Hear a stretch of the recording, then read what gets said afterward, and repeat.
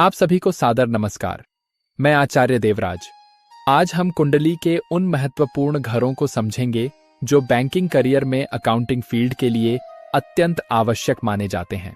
यदि आप banking sector में अकाउंटिंग, बुककीपिंग या फाइनेंशियल रिकॉर्ड मैनेजमेंट में करियर बनाना चाहते हैं तो कुंडली का तीसरा घर मजबूत होना बहुत जरूरी होता है। बैंकिंग करियर में जहां दूसरा घर धन, बैंकिंग और फाइनेंस का प्रतिनिधित्व करता है, वहीं वैदिक ज्योतिष में अकाउंटिंग करियर का मुख्य आधार तीसरा घर माना जाता है।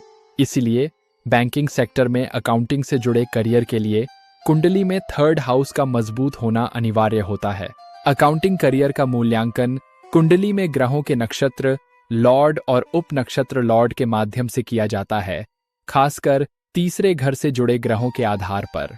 अकाउंटिंग करियर के लिए तीसरे घर का महत्व तीसरा घर दर्शाता है कम्युनिकेशन, लॉजिक और calculation, documentation, accounting skill, digital system और कंप्यूटर वर्क, जानकारी का फ्लो और डेटा हैंडलिंग।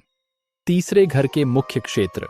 तीसरा घर आपकी सोचने की शैली, सीखने की क्षमता, लिखने और समझाने की योग्यता, मेंटल एजिलिटी, डिजिटल मीडिया और कंप्यूटर स्किल को दर्शाता है। यह घर प्रारंभिक शिक्षा, skill development, daily work process और अकाउंटिंग जैसे प्रैक्टिकल कार्यों से गहराई से जुड़ा होता है। वैदिक ज्योतिष में तीसरे घर को परिश्रम का भाव, साहस का भाव और निरंतर प्रयास का भाव भी कहा जाता है। यही गुण एक अच्छे अकाउंटिंग प्रोफेशनल के लिए आवश्यक होते हैं। तीसरा घर अकाउंटिंग, बुककीपिंग और कैश फ्लो को दर्शाता है।